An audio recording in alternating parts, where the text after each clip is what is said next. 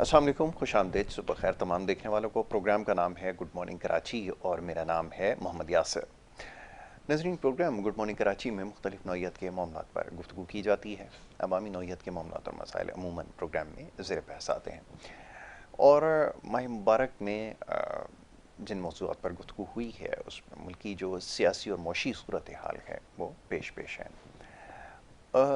मौशी सूरत हाल के हवाले से अब तक जो कुछ हुआ है वो सबके सामने यकीनन जो हालात पर नज़र रखते हैं वो इस चीज़ को समझते हैं कि ये मसाइल कभी हल होने वाले नहीं हैं और हम आए रोज़ जो कर्ज़ों का गर्दाब है उसमें फंसते जा रहे हैं, धंसते जा रहे हैं। वजह यह है कि हुकूमत की तरजीहात में मौशी पॉलिसियों को दुरुस्त करना, कोई देरपा पॉलिसी मुरतब करना और इस तरह के जो दीगर मामलात हैं वो उनकी तरजीहात में शामिल नज़र नहीं आता, चाहे कोई भी हुकूमत हो। और हमेशा ये देखा गया कि मुल्क के जो मौशी मामलात हैं उसको रोज़ाना की बुनियाद पर चलाया गया और नतीजा आपके सामने है। बहरहाल अब मईशत को दुरुस्तगी के लिए जो कुछ इक़दाम किए जा रहे हैं वो यकीनन नाकाफ़ी हैं और देखना ये है कि इन जो मौशी बहरान हैं, सबसे बड़ा जो पाकिस्तान की मईशत को जो चैलेंज दरपेश है, जो इसके लिए एक नासूर बन चुका है IMF, इससे कैसे जान छुड़वाई जा सकती है। ख्याल ये है कि जिस तरह के लोग जिनको मामलात सौंपे गए हैं, नहीं गुमान किया जा सकता है कि ये इस चुंगल से पाकिस्तान में रहने वाले लोगों को खलासी दिला सकेंगे। बहरहाल ये तो वो बात है जो सब पे आया है। जिस तरह की मौशी पॉलिसियाँ मैंने अर्ज़ किया कि मुरतब की जा रही हैं, उससे ऐसा ही महसूस होता है कि हमारे मामलात इतनी जल्दी हल होने वाले नहीं हैं। बहरहाल इसके अलावा क्या कहें, जो दीगर मामलात हैं जिसमें हमारे एडमिनिस्ट्रेटिव इशूज़ हैं, दीगर मामलात हैं, वो भी सबके सामने। इससे ज़्यादा और क्या कहूँ, मामलात पर गुफ्तगू आज इसी हवाले से की जाएगी। मौजूद मेहमान स्टूडियोज़ में तशरीफ़ फरमाए जनाब सलमान बेग साहब तज्ज़ियाकार की हैसियत से यहाँ मौजूद हैं, उनको खुश आमदीद कहूँगा। बहुत शुक्रिया आपका, बड़ी नवाजिश सलमान से साहब सुबह प्रोग्राम में बखैर। वक्त देने के लिए। सुबह खैर आपको भी। सलमान साहब, ये फरमाइए, जो मुल्क की मौशी सूरत हाल है, जैसे मैंने कहा कि रोज़ाना की बुनियाद पर मामला चलाए जाते हैं और जो लोग जिनको ये ज़िम्मेदारी सौंपी गई है कि वो मौशी मामलात को, बहरानों को, लोगों को इससे निकालेंगे या मौशी मामलात को ठीक करेंगे, आपका क्या ख्याल है कि वाक़तन ऐसा हो पाएगा? क्योंकि हमें ये समझ में आता है कि जो लोग बिठाए गए हैं वो कभी भी ऐसा शायद ना होने दें कि आप ये जो IMF है और इसका चुंगल है इससे कभी बाहर आ सकेंगे। आपकी क्या इसके ऊपर राय है, क्या समझ-बूझ है? मैं चाहूँगा इसके ऊपर ज़रा गुफ्तगू कीजिए। बहुत शुक्रिया से एक बहुत पेचीदा मौजू है और 76 सालों की कहानी का पूरा ये राज है कि जो अभी तक अफशा नहीं हुआ, खुला राज है, अफशा ही नहीं हुआ ये। और मुल्क डूबता जा रहा है, डूबता जा रहा है। आस पड़ोस की दुनिया कहाँ से कहाँ पहुँच गई और हम इसी बहस में हैं कि अब मुल्क को कौन संभालेगा। फिर वही सेटअप बना दिया गया, हम देख रहे हैं सारा का सारा जो एक एक्सपेक्टेड था। और इस ग्राउंड के ऊपर अभी खेलने की कोशिश करें अच्छी, कि हम अच्छा खेलेंगे और अच्छा दिखाएंगे अपना, लेकिन लगता नहीं है। वही आपकी बात है, लगता नहीं है, कोई पॉलिसी नहीं है डेली बेसिस के ऊपर। और फिर आप लोन के ऊपर जाना चाह रहे हैं दोबारा से। लोन का मतलब क्या, कितना परसेंटेज देंगे आप उसको, इनकम क्या है आपकी। मैं लोन जब लेता हूँ ना, मेरी सोर्स ऑफ इनकम हो, मैं बस इनकम ही नहीं है और मैं लोन लेता जाऊँगा तो लोन के ऊपर लोन, फिर उसके ऊपर ऑफ करेंगे दूसरा लोन, तीसरा लोन, और पत्नी कितनी हाई रेट का, किसी को कुछ नहीं पता। इनकम जनरेट करने की कोई पॉलिसी नहीं है, कोई इंडस्ट्रियलाइज की कोई पॉलिसी नहीं है, कहीं पे आप एजुकेशन की कोई पॉलिसी नहीं है, हेल्थ की कोई पॉलिसी नहीं है।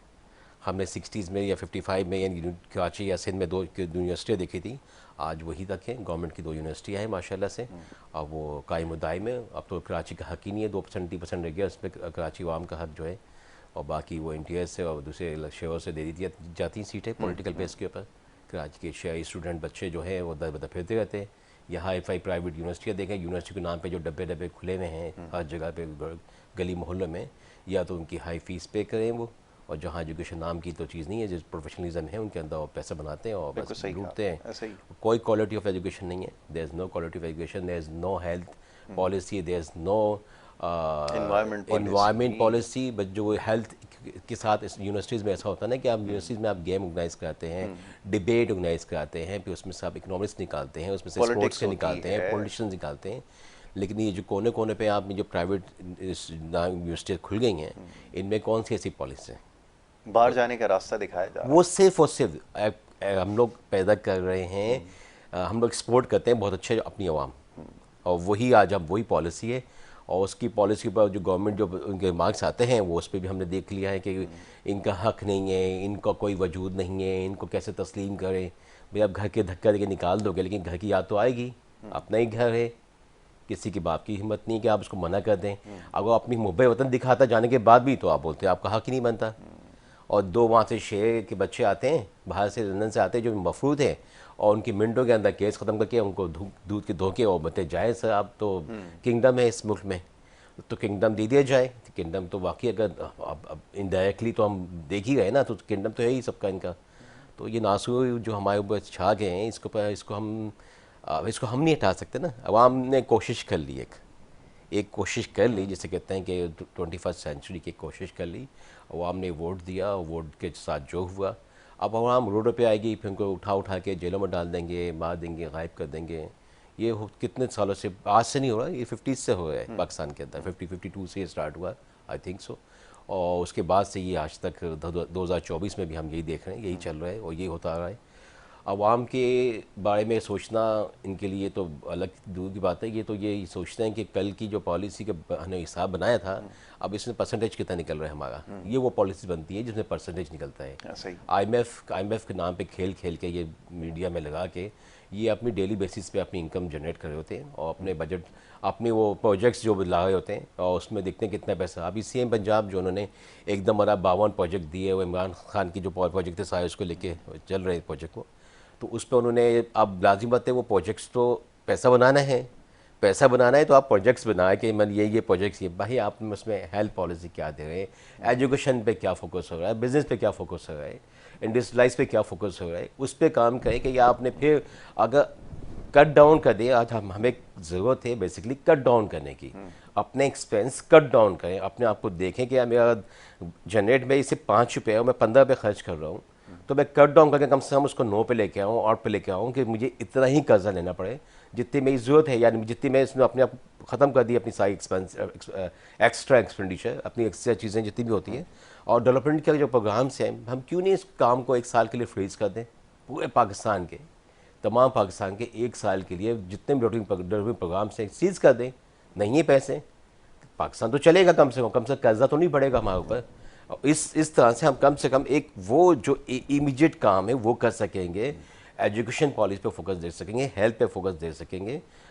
हमने पाकिस्तान को स्पोर्ट्स से निकाल दिया है। पाकिस्तान का किसी दुनिया में किसी कैटेगरी में स्पोर्ट्स का नाम नहीं आ रहा। ये तो हम किस जगह पे खड़े हुए हैं? एक पाकिस्तान 24 करोड़ आवाम का मुल्क है, इसकी नुमाइंदगी नहीं है दुनिया के अंदर। हॉकी, बेड़ा गर्क, क्रिकेट बचाए उसमें, क्योंकि वो इसलिए बचा हुआ क्रिकेट, आज राज की बात नहीं, ओपन राज है ये कि इसको स्पॉन्सर्स हैं वहाँ के, इसको लोकल स्पॉन्सर्स हैं। और दूसरे अभी जो क्रिकेट का टूर्नामेंट करवाया था, क्या नाम था इसका, PSL जो कहते हैं, यही कहते हैं, तो वो उसका हाल आपने देख लिया ना, उसमें कोई खेलने वाले हैं, ना उसमें कोई परफॉर्मेंसेज हैं, ना उसमें शायकीन की कोई दिलचस्पी। और कराची के अंदर तो अजीब तो खैर नहीं है, क्योंकि कराची में तो हम यहाँ रहते हैं, हमें पता है कि लोगों की बिल्कुल भी दिलचस्पी नहीं थी। मैं आपको बताऊँ यहाँ से जी, ये मैच मैंने कवर तो नहीं कर सकते, मैं जानबूझ के मैं मैच देखने गया हूँ। अच्छा। मैंने सेमीफाइनल भी देखा, मैंने फाइनल भी देखा है। अच्छा। टिकट कितने बिके हैं ये एक राज है, ठीक है, लेकिन 10 टिकट का बंच एक को दिया ग्रुप को, वो अंदर एंटर हुआ, वो 9 टिकट के साथ अपना टिकट के साथ बाहर गया और 10 बंदों को और लेके आया। इस तरह ला के खचा खच ग्राउंड भर गए। टिकट सेल कितने होते हैं ये तो एक राज की बात है, लेकिन स्टेडियम फुल दिखाया गया, बल्कि ओवर क्राउडेड दिखाया गया स्टेडियम, कि ये इतने टिकट बिके हैं। जबकि बाहर मैंने खुद जाके देखा है कि वही टिकट ले जाके बंदा 10 लोगों को, 5 लोगों को, 4 लोगों को फिर घुसा रहा था, फिर वहाँ से घुसा रहे थे लोग, वैसे ही घुसा रहे थे लोग। मैंने कैबिन भी यूज़ किया, मैंने तो हर दौर में ऐसा रहा है, लेकिन उसका तरीकाकार ये होता है, सबसे ज़्यादा ज़रूरी है कि अगर टिकट की फराहमी आसान हो जाए ना, ये तो चलो थोड़ा सा टॉपिक से हट गए, अगर आसानी से मिल जाए। पहले ये होता था एक ज़माने में कि हम जाते थे नेशनल स्टेडियम के साथ ही, वो विंडो लगी होती थी, वहाँ पैसे देते थे, वो टिकट खरीद लेते हैं। अब तो माशाल्लाह वो सेटअप ऐसा होगा, मैं करप्शन की क्या क्या आपको बताऊं, चलें छोड़े, फिर कभी इसके ऊपर बात करेंगे। जी, करप्स निज़ाम तो हमारा चल रहा है ना, जिस तरह से हमने ये ब्यूरोक्रेसी को बना दिया है बेसिकली। पॉलिटिशियन बेस के, पॉलिटिशियंस अपने बर्गर्स मैं खुद अभी पैदा क्रिकेट लाते से हैं। याद आ रहा, करप्ट तरीन लोग आपने लगाया, मुझे भी से याद आया क्रिकेट से। वो अंग्रेजी में कमेंट्री करते हैं, वो एक बड़े एवरेज से क्रिकेटर थे, उनको पीसीबी का चेयरमैन लगाया, करप्ट तरीन इंसान है, करप्शन के रिकॉर्ड तोड़े हुए हैं, जितनी टीम के अंदर लॉबिंग हुई है, सियासत हुई है उसकी, ऐसी ऐसे किस्से हैं कि आप सुने तो दांतों में उंगलियां दे देंगे। और उसको पीसीबी का चेयरमैन लगा दिया, वो दोबारा कमेंट्री बॉक्स में पहुंच गया। ऐसे ऐसे लोग लगाए गए, आप क्या बताऊं मैं। देखिए अब मैं क्या कह सकता हूँ, हम क्या कह सकते हैं, जी बात यही कर सकते हैं कि मुल्क को, निज़ाम को बदलना है, अच्छाई की तरफ लेके आना है, ऑनेस्ट पॉलिसी देनी है, जुडिशरी का निज़ाम आपको ऐसा करना है कि लोग, इन लोगों को दिनों में इंसाफ मिले, सालों में। एक किसी ने महावतन, एक मजाकन किसी ने लगाया लतीफ़ा यूट्यूब पे प्रोग्राम में कि एक दो बूढ़ा बूढ़ी, एक औरत और एक आदमी ज़ईफ़ थे, वहाँ पहुँचे, अदालत पहुँचे, तो उन पे साहब पे था कि इसने इस खातून को छेड़ा है। तो वो बोल रहे हैं उससे, हज़रत आप बात क्या कर रहे हैं, मैं इस उम्र में इसको छेड़ूंगा? फिर वो उसको आंख मारते रहते हैं। बोले हाँ आपने इसको छेड़ा है।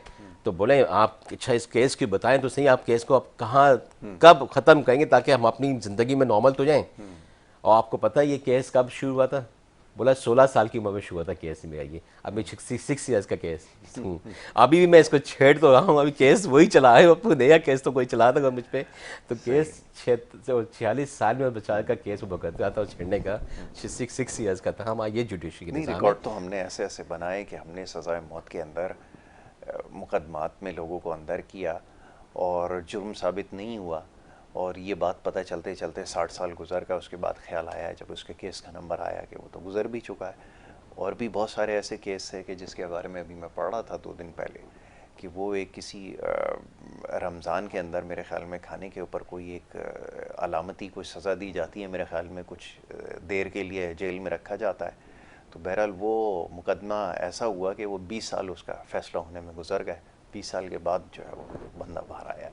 तो ये तो माशाल्लाह हमारे पास मिसालें तो बहुत सारी हैं, मैं देना शुरू करूँगा तो शायद प्रोग्राम इसमें ख़त्म हो जाएगा। जी मेरे पास यानी अल्फाज नहीं है।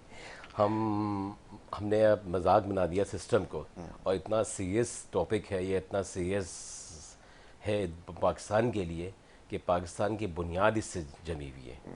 अगर आपने बुनियाद को निकाल के एक तरफ कर दिया तो बनाना रिपब्लिक, तो फिर हम इसको, इससे भी शायद कोई एक नया लफ्ज़ पैदा ढूंढेंगे कि इसके लिए फिर बनाना रिपब्लिक के अलावा भी कोई एक लफ्ज़ होता है शायद दुनिया में। तो माइट इट राइज, जिसके पास ताकत है, जिसके पास वीगो है, डाला है, जिसके पास 4 बंदे बिठाने के लिए बीच हैं, वो इस रोड पे चलता है। वही सिग्नल भी माशाल्लाह, सिग्नल भी उसके लिए खुद ब खुद खुल जाता है। ट्रैफिक वाला मुंह देखता रहता है, बेचारा मासूम सा आदमी जिसको 35-40 हज़ार तनख्वाह मिलती है, वो मुंह देखता रहता है कि मैं इसको रोकूं कि अपनी नौकरी बचाऊं। हाँ, वो बेचारे के पास ताकत ही नहीं है ना, उसको इतने पावर नहीं किया। आज हम ये देख लें कि हम तो बेचारा अफगानिस्तान की मोटरसाइकिल मिसाल वाले देख को रोक के लें। उससे पैसे छीन लेता इस है। दफ़ा आप एक दुबई चले जाएं, यूएई चले जाएं, किसी की बाप की मजाल है कि अगर वहाँ से प्रिंस भी गुजर रहा है ना, उनका अपना खुद मुल्क का, अगर बाई लॉ उन्होंने इस ट्रैफिक को रोका हुआ तो ठीक है, लेकिन मैंने खुद देखा है शेख मोहम्मद की गाड़ी गुजरते हुए, और आगे सिग्नल था, उसने रोका उस पर। पीछे भी एक, ये 2006-07 की बात बताऊँ, उसकी जो जीप थी मर्सिडीज़ पीछे खड़ी थी मुझसे, और मैं आगे खड़ा था, और आगे 2-3 गाड़ी खड़ी थी, सिग्नल पे वो खड़ा था मेरीन के ऊपर। तो जब जहाँ शेख मोहम्मद जिसका अपना किंगडम है वहाँ पे वो गाड़ी रोक के खड़ा हो सकता है सिग्नल के ऊपर रात के टाइम के ऊपर, तो हम किस निज़ाम के अंदर खड़े हुए हैं?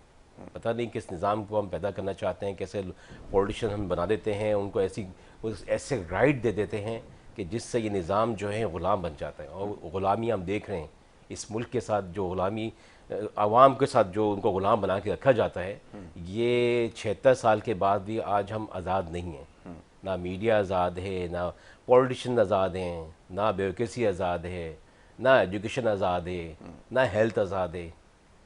आवाम बस एक ग़ुलामी के दौर में चल रहे हैं। और महंगाई का जो दौर है वो लाज़िम बात है, पर महंगाई भी रुकेगी कैसे जब एक ग्रोसरी बेचने वाले का अपना खर्चा ही 2 लाख का होगा, एक छोटी सी दुकान वाले का, तो वो चीज़ें ला के 10% में कैसे बेचेगा? उसको भी 30% प्रॉफिट चाहिए उसके ऊपर।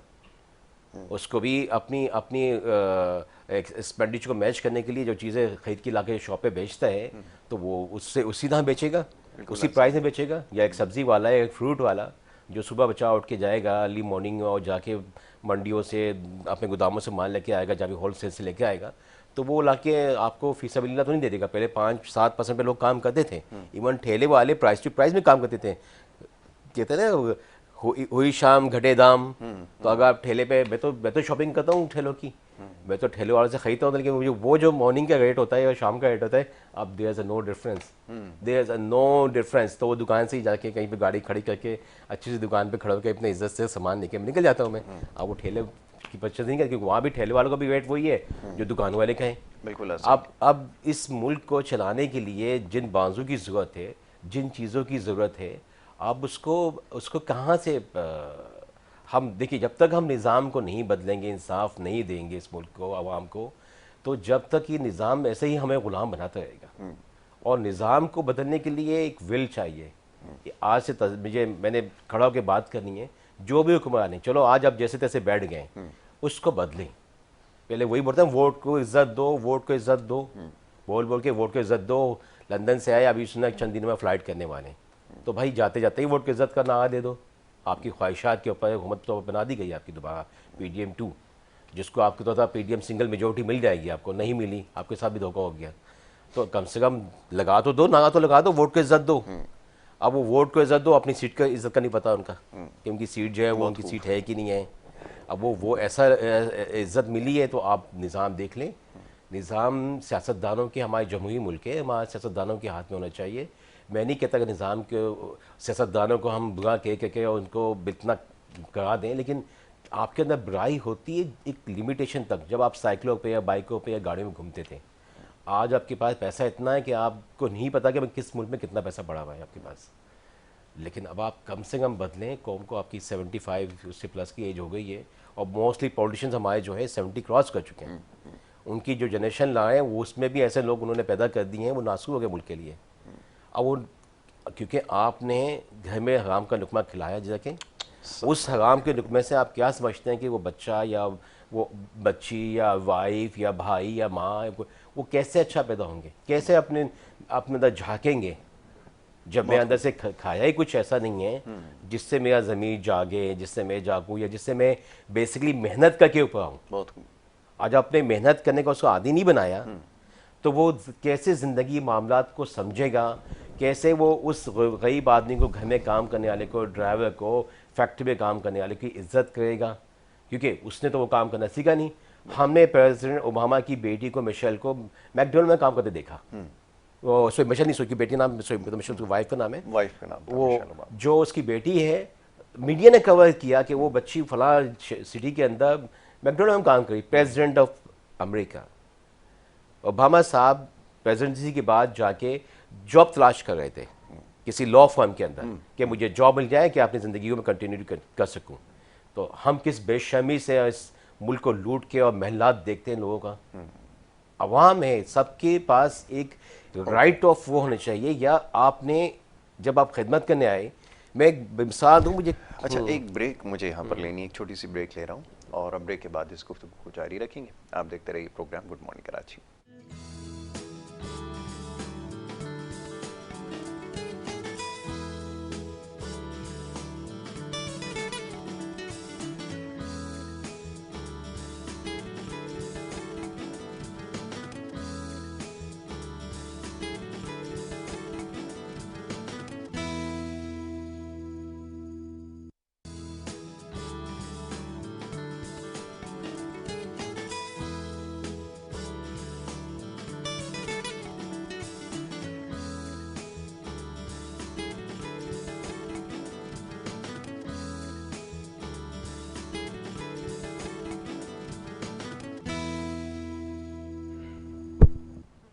वेलकम बैक जी, एक दफ़ा फिर आपको खुशामदीद कहेंगे। ब्रेक पे जाने से पहले गुफ्तगू जारी थी और उस मेहमान तशरीफ़ फरमाए सलमान बेग साहब। मुल्क की सियासी सूरत हाल और मौशी सूरत हाल बिलखुसूस इसके ऊपर हम गुफ्तगू कर रहे थे।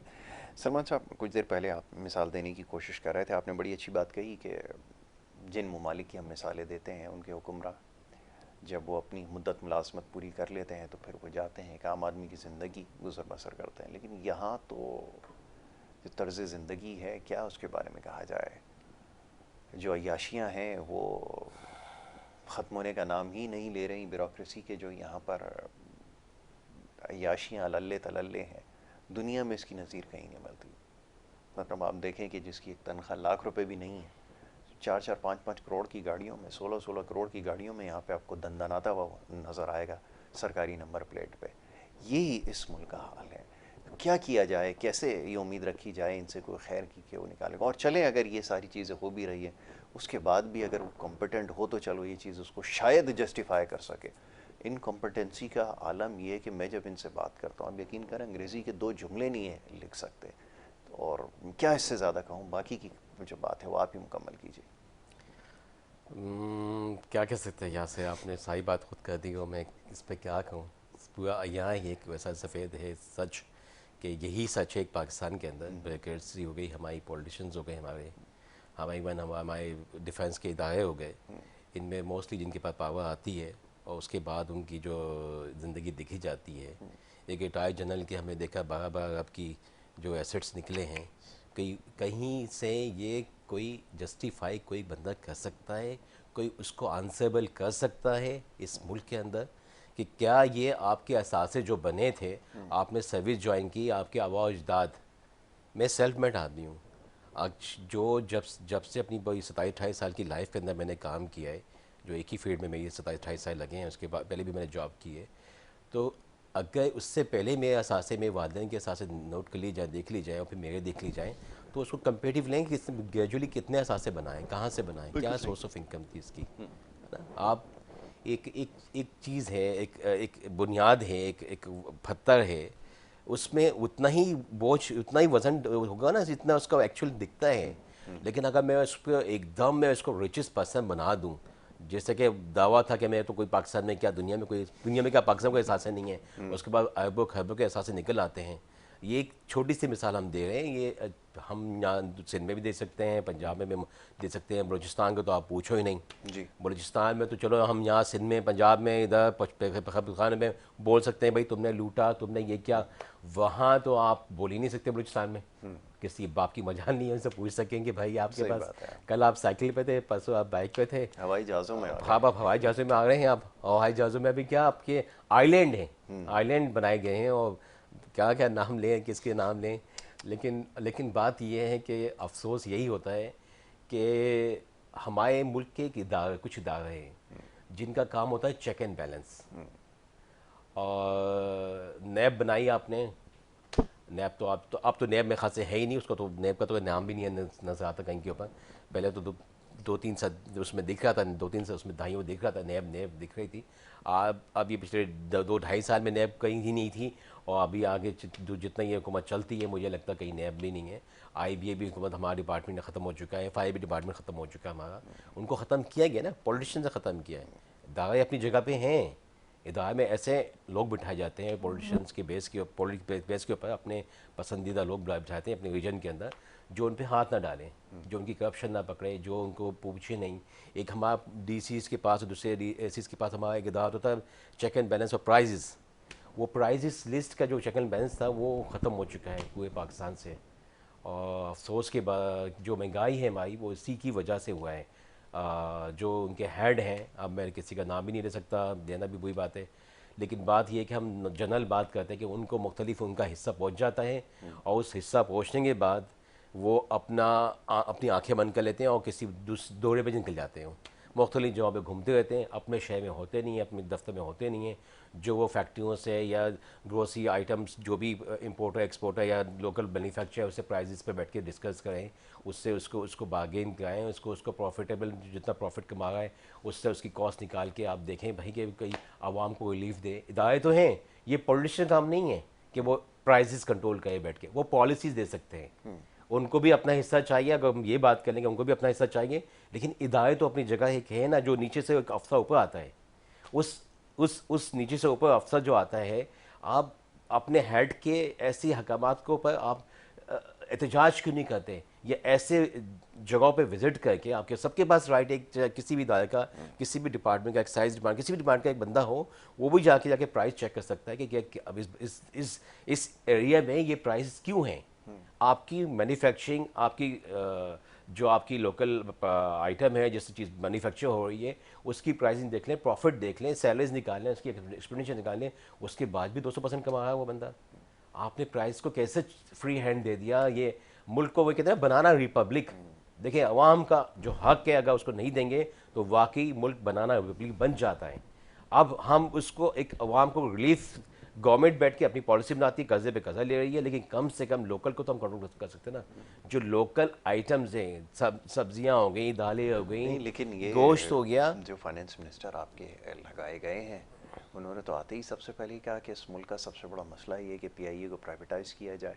अब यहाँ से तो वो अपनी गुफ्तगू का आगाज़ कर रहे हैं। अब अब बात सवाल ये ये है कि है, चले ठीक है, मैं इसको भी मान लेता हूँ कि ये एक मसला है, यकीनन उसको होना चाहिए, ठीक है, अब आपसे नहीं चल पा रहा, इतनी करप्शन आपने कर दी, इतना वो उसको ओवर बर्डन हो गया कि अब आपको वाक़तन ज़रूरत है। लेकिन मुल्क का मसला तो कुछ और है, और इस महंगाई को कम करना और दीगर मसाइल हैं कि आम आदमी का जिससे बराह रास्त ताल्लुक़ है, उसके हवाले से तो कोई बात करने के लिए तैयार ही नहीं है। ऐसा क्यों? देखिए बात ये है कि एक इम्पोर्टेड आदमी लेके आए, ताकि इम्पोज इम्पोर्टेड है, हाँ पहले भी imported। इम्पोर्टेड ही आते थे। अभी तो डायरेक्टली लाए ना, वो तो टाइम ही नहीं लिया। नहीं, रजा बाकर ये वो सारे इम्पोर्टेड ही थे सारे। चले मैं उसको भी बात को भी पॉलिसीज क्या है, उसने बोला कि आके पीआईए बेच दो। भाई पीआईए बेच दो, यहाँ कोई 35-40 हज़ार उसमें एम्प्लॉई है और 35-40 हज़ार घराने चलते हैं, उसको उनका क्या होगा? चलो बेच दो आप। स्टील मिल का केस अटका हुआ है पिछले 25-30 साल से। कभी स्टील मिल प्रॉफिट में होती है, कभी नीचे होती है। अभी 1200 कितने हज़ार आपके नीचे है वो स्टील मिल, बैठे बैठाए, कोई काम नहीं हो रहा, कोई वर्किंग चल रही, बैठे बैठाए वो अंदर कर्जे में चल रही है। पीआईए को आप बना सकते थे, पीआईए को आज भी बना सकते हैं आप। पीआईए को पीआई के अंदर कट करें आप, जो चोरियाँ हो रही है पीआई के अंदर उसको कट डाउन करते हैं आप। लेकिन क्योंकि वो टारगेट किया हुआ है, शायद अभी भी वो रोज़ राइज जो होटल है शायद वो न्यूयॉर्क के अंदर, रोज़वेल है, हाँ। उसको शायद उसका ठेका दिया था, उसी को शायद लगा सेल कर रहे हैं। तो ये एक मेन टारगेट तो मुझे ये लग रहा है, कोई 1.3 बिलियन के या 1.5 बिलियन का वो प्रोजेक्ट होटल है वो, उसकी लैंड बहुत एक्सपेंसिव हो चुकी है, शायद इससे भी ज़्यादा की। क्योंकि मेरा तो प्रोफेशन यही है, तो मैं आपकी अगर चाहें तो मैं कल अगले प्रोग्राम में आपको ला के दे दूँ प्राइस उसकी, वहाँ की लैंड की मुझे बता दूंगा मैं क्या प्राइस है। तो अभी टाइम भी शायद वहाँ पे रात का है तो नहीं बता सकता, मैं उन्हें अभी फ़ोन कर लेता लाइव कॉल के अंदर। लेकिन देखें बात ये है, सीरियस मौजू ये है कि उसको प्राइवेटाइज़ करना चाहिए था बहुत पहले, लेकिन उसकी एक स्टेप बाय स्टेप पॉलिसीज़ होती। उन लोगों को जो आपने एक पॉलिटिकल बेस पे भर्ती कर लिया है, और उस बचाए ने भी अपने जान माल सब कुछ दे के सियासत में गया या उसके रिश्तेदार गए, फिर उन्होंने उसको डिपार्टमेंट में भर्ती कराया, पीआईए में भर्ती कराया, और एक जहाज़ के पीछे कोई संते कोई 50 वो बैठी हुई हैं आपके पास, क्या नाम है, एयर होस्टेस बैठी होती हैं वेटिंग में कि इसका टूर अब आएगा, इसका अब आएगा, इसका अब आएगा। तो 50 एक जहाज़ के ऊपर 50 एयर होस्टेस है, ये तो कंफर्म बात है। अगर आप चेक कर लें तो इससे शायद इससे ज़्यादा ही होंगी, कम नहीं होंगी। इसके साथ उसका स्टाफ है, इस इंजीनियर्स हैं, आपके इंजीनियर्स बैठे बैठे बचाए ऊँग रहे होते हैं, जहाज़ नहीं होते आपके पास। आपका जहाज़ ही नहीं है तो जहाज़ के लिए आपको 2 या 3 इंजीनियर चाहिए।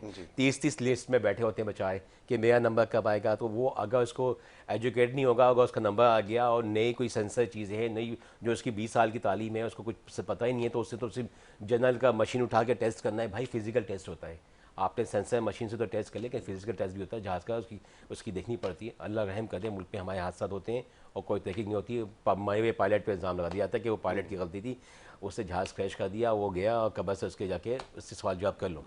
तो ये हालात हैं। बेचे पीआई को बेच दे, पीआई के क्या, हमने तो सब कुछ बेचा हुआ है। IMF को जो अभी कर्जा ले रहे हैं 6 बिलियन का या 8 बिलियन का जो भी कर्जा आप ले रहे हैं, अभी उसने 1.2 बिलियन देने में आपको कितने आपके नाक के चने चुगा दिए थे। ये एक साथ सब चली गई हाथ से। ये इसाक डार के अल्फाज नोट कर लें, मैं उनको अभी भी अप्रिशिएट करता हूँ इस अल्फाज के ऊपर कि इसाक डार ने वार्न किया था, इसाक डार कह रहा था कि ये पॉलिसीज़ बन रही हैं और ये हमसे ये लिखवा रहे हैं। ओपनली मीडिया का था, जैसे इमरान खान ने वो लिखाया था ना कि साइफर, इसी तरह इसाक डार भी लिखा रहे थे कि भाई ना करो, कोई ऐसा मिडिल रास्ता लेके आओ कि ये हमें IMF के बाद जाना ना पड़े। उन्होंने भी देर लगाई थी, मैं उनको उनसे खिलाफ नहीं करता। उन्होंने आई अप्रिशिएट हिम कि उन्होंने मीडिया में सही कहा था। लेकिन भाई अब ये आपने जो इम्पोर्टेंट अपना फाइनेंस मिनिस्टर ला के बैठा दिया है, तो उसके तो पहले ही टारगेट यही बना हुआ है। अब वो कौन सी नाक घिसवाएंगे, कौन से चने चुगवाएंगे आपके लोहे के। नहीं, पे तो आवाम ने करना है ना, बाहर कर दिया। बिजली आपकी 60 रुपए पे जा रही है, अब 60 रुपए में जी। 60 रुपए पे भाई वो जिनका 300 यूनिट्स के नीचे है, मैं उन्हीं के हिसाब से बता रहा हूँ कि अब तो जिनका 300 यूनिट से और नीचे वो तो है, खैर ये तो एक 60 रुपए दिखाने के तो वो लिए है। हाँ बिल्कुल, अब स्लेब वगैरह का चक्कर है तो बहुत महंगी है परचेज गैस के बिल 6-6 हज़ार पे 7-7 हज़ार जी पे आ जी रहे जी हैं। अल्हम्दुलिल्लाह ये बिल्कुल। मजाक है कौम के साथ। बहरहाल देखें, ये मुल्क जो है बिकाऊ माल नहीं बना है, इसको बिकाऊ माल नहीं है। अवाम 24 करोड़ हैं ये, इस 24 करोड़ के साथ इंसाफ किया जाए और इनके लिए पॉलिसीज़ तो क्या बनाई जाए। पॉलिसीज़ बनाने के लिए भी वो लोग चाहिए ना आपको, जिसके अंदर दर्द हो, जिसके अंदर कौम का दर्द हो, जिनको पता है कि इनकी जनरेशन ख़राब हो रही है। आज भी आप चले जाओ, आज रमज़ान है ना, अभी चले जाओ फुटपाथों पे दादा चले जाओ, ऐसे लोग दिखेंगे। मुझे लगता नहीं है कि ये हमने कहीं से ला के दिए लोग। इस मुल्क में ऐसे भी लोग कहीं ना कहीं रहते हैं जो सोते भी वही हैं, जो मुँहते भी वही हैं, जो सब कुछ गन वही करते हैं, और वो आपको आज हर कोने कोने फुटपाथों में मिलेंगे, हर मेन रोड पे मिलेंगे। कहाँ से आए थे वो लोग? वो लोग इसी शहर के वासी हैं, हमारे अपने पाकिस्तानी हैं। वो इतने नीचे रहते हैं ज़िंदगी की लाइफ के अंदर कि हम लोग तसव्वुर नहीं कर सकते कि वो, उनको ना खाने का पता, ना पीने का पता, ना बस वो चाय मांगने के लिए आ गए कहीं से शहरों में आ गए। लेकिन वो भी तो पाकिस्तानी है ना, किसी गांव से देहात से कहीं उठ के तो आए हैं। उनका जो हाल वहाँ पे हुआ है तो वो दिखता है ना, वरना अगर वो इनका ऐसा हाल ना होता तो वो ऐसे रोडों पे ना पड़े होते आके। मेजोरिटी में तो लोग बेजमीन नहीं नहीं होते। नहीं, ये भी तो एक बाकायदा बिजनेस चल रहा है। अब हमने इसमें उसको पकड़ा या से इससे इख्तलाफ करता हूँ मैं। नहीं नहीं, मैं आपको अपनी वो देखिए, बता रहा हूँ ना, वो एक बदनामे ज़माना पुलिस ऑफिसर एक है, वो आजकल तो मंजर आम पे नहीं है। वो तो बाकायदा ही नेटवर्क चलाता था। ये तो मीडिया की हमारी टीमें वो जब जाती नेटवर्क हैं तो आपको एक अलग दिखता है, और जो मेजोरिटी में अभी जो रमज़ान में लोग निकल के आते हैं वो अलग हाँ, लोग ये हैं। तो हर साल आते हैं तो पूरे ये शहरों से अलग लोग हैं। उनको भी ला रहे हैं ना कोई, देखें, कोई उनको भी ला तो रहा लेकर है आ या रहे कहीं हैं से वो आ रहे हैं। ना, उनको भी तो फैसिलिटेट देखें, किया जा रहा है ना। ज़मीर मांगना एक अलग सी चीज़ है। कोई अपना ज़मीर मांगते इस तरह बैठा होता है ना, रोड पे आते आके काम करता है या भीख मांग रहा होता है, बेसिकली आप उसकी बेस देखें कहाँ से वो आया, क्या कर रहा है, बेसिकली कहाँ उसकी लाइफ कैसी थी। वो उससे भी बददर्जे में होता है वहाँ पे, वो अपने गांव में, अपने इलाकों में उससे भी बददर्जा होता है। तो वो मजबूरन उठा के बीवी बच्चों समेत वो आके रोड पे बैठ जाता है। तो ऐसे हालात हैं हमारे मुल्क के अंदर कि लोग इतने नीचे दर्जे के गए हुए हैं कि उनके पास एक वक्त का खाना जो है 2 दिन बाद या 3 दिन बाद आता है। आप, हम भीख मांगने को बुरा कहते हैं, उनका वो ना देखें भीख मांगने के बुरे कितने हैं, उनका वो देखेंगे हालात कितने बुरे हैं उनके। उनके बीवी बच्चे किस हाल में पल रहे हैं, वो किस हाल में रहते हैं। जहाँ से भी उठ के आए वो शहर में कोई उम्मीद लेके आते हैं कि कुछ जमा करेंगे पैसे साल भर में, तो कुछ पैसे जमा होकर कुछ ना कुछ अपना गुजार करेंगे 2-4-6 महीने के लिए। तो उनकी एक इंसानी नाते के तौर पे हम देखें, हमने गुर्बत की लकीर से कितना नीचे डाल दिया गया है इस कौम को, इस अवाम को। हम नुमाइंदे बन जाते हैं, मैं भी बड़े मज़े से सूटेड बूटेड आके हम बैठ गए यहाँ पे बात करने के लिए, लेकिन हमारे पास हमने मुल्क को दिया क्या है, अवाम को दिया क्या है हमने। उन इलाकों में ना तालीम है, ना हेल्थ है, ना आपकी कोई फैसिलिटीज़ हैं वहाँ पे। तो वो अवाम तो है ऐसी ही होगी बचाई। आप, मैं अक्सर निकलता हूँ बलूचिस्तान की तरफ नहीं निकलता हूँ, डिफरेंट पेजेस पड़े होते हैं ना, वहाँ पानी होता है, ना गैस होती है, ना स्कूल होता है। ये अवाम बचाई पड़ी होती है, उनको कौन पुसाने आ रहा है उनका। और वहीं से आके हम पॉलिटिशियन बना देते हैं लाके, और लाके वहीं से उठा के हमने उनको बिठा दिया अपने ऊपर, और उसके बाद वो मुल्क को जो लूटते हैं दोनों हाथों से, फिर उनसे सवाल कोई नहीं कर सकता। कोई लैंग्वेज कार्ड, कोई बलोच कार्ड, कोई सिंधी कार्ड, कोई पंजाबी कार्ड, कोई आप पश्तो कार्ड, कोई कितने ज़ुबानों के हम कार्ड हमें देख लिए हैं। उनकी आवाम को पहुँचाने वाला कोई नहीं है उनका देखने वाला। और उसके साथ जुल्म सबसे बड़ा ये है ना कि जब भी वो बैठते हैं आके, तो उसको कोई सवाल तो कर ले, भाई तुमने अपने इलाके में कितने दौरे किए जाके, कोई बता दो दे भाई, अपने इलाके में चले जाओ जाके, तुम्हें ये बजट मिला था लगा दो, पेपर वर्क में अब नहीं करो यार, ये 0-0 लगा के तुमने हिसाब को बना के और पेपर वर्क में ऑर्डर करा लिए, चेक्स निकलवा लिए, फला थर्ड पार्टी को पैसे दे दिए और वहाँ से विड्रॉ करा के और पीछे काम हो गया। यार ये निज़ाम ख़त्म कर दो खुदा के लिए, इस मुल्क को ना लूटें इस तरह से। जो काम जिस जिस पैसे जिस काम के लिए होते हैं वो लगाएं, वरना 1 साल के लिए आपको बेस्ट पॉलिसी है कि 1 साल के लिए जितने डेवलपमेंट काम है आपके प्लानिंग मास्टर प्लान में, सिवाय हेल्थ एजुकेशन के बाकी जितने भी इंफ्रास्ट्रक्चर प्लान है वो सारे ख़त्म कर दिए जाए।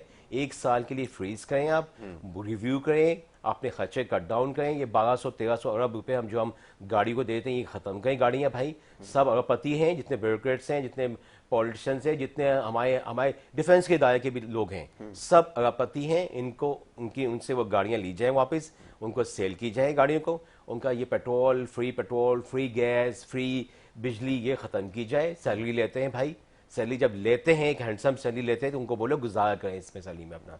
करप्शन करें उनको मैं छोड़ दे, करें करप्शन वो, लेकिन उनको तो वो तो सवाल ही नहीं है करप्शन क्या लफ्ज़ है। लेकिन कम से कम जो डिफेंस जो हम जो ये उनको पाल रहे हैं, ब्यूरोक्रेट्स को, पॉलिटिशियंस को और डिफेंस के इदारों को, इनके जो एक्सपेंडिचर्स हैं ये बोले खुद उठाए, आपको सैलरी मिलती है, हाउस अलाउंस मिलता है, दैट्स इनफ।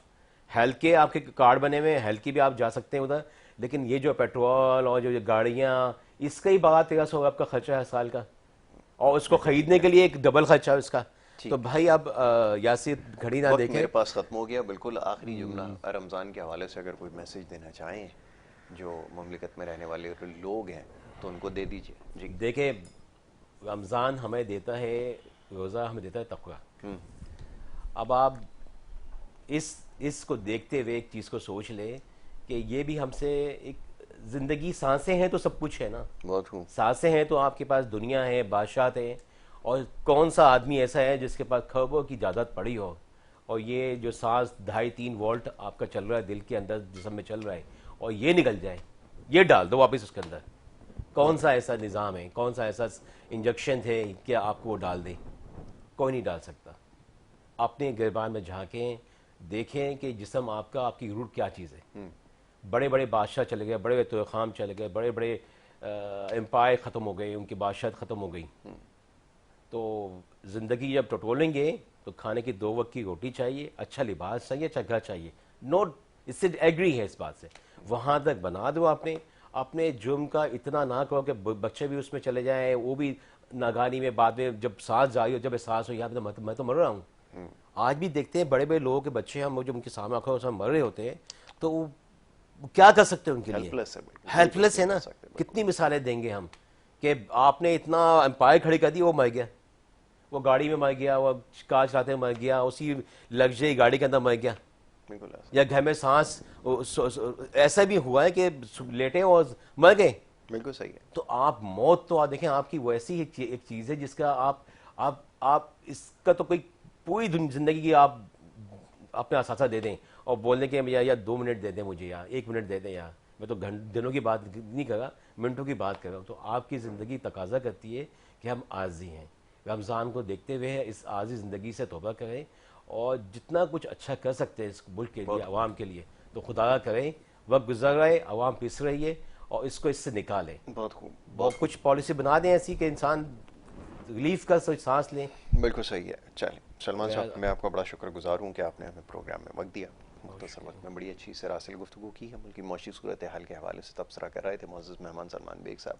वक्त हो रहा है ब्रेक का। ब्रेक के बाद दूसरे सेगमेंट की तरफ हमें बढ़ना है। आप देखते रहिए प्रोग्राम गुड मॉर्निंग कराची।